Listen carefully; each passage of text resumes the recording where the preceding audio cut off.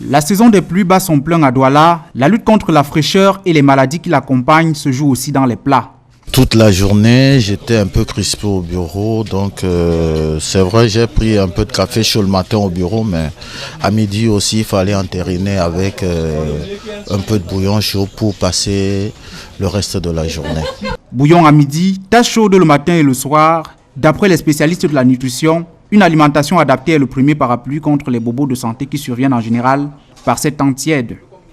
Consommer chaud pour pouvoir réchauffer le corps et les aliments chauds pour jouer le même rôle et éviter beaucoup plus les chocs de température.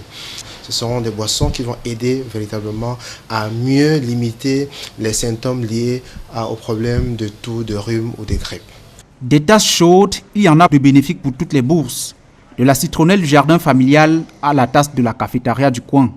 On peut avoir des infusions de thym, des infusions de menthe, des infusions de feuilles d'eucalyptus, de citronnelle. Et d'ailleurs, on peut aussi avoir des mélanges de ces différentes plantes avec du jus de citron et du miel. Si nous avons affaire à quelqu'un qui est hyper tendu, donc le café sera pas fortement recommandé. Pour les adeptes du sport et du grignotage, la période des pluies recommande aussi une alimentation surveillée.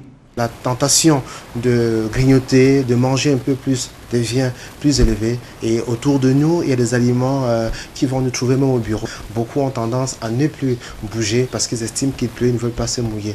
Donc si on réduit le niveau d'activité physique, il serait aussi intéressant de réduire les apports en consommation, particulièrement les aliments sucrés, les aliments gras, sinon on risque de prendre un peu plus de rondeur, de poids pendant la saison de pluie.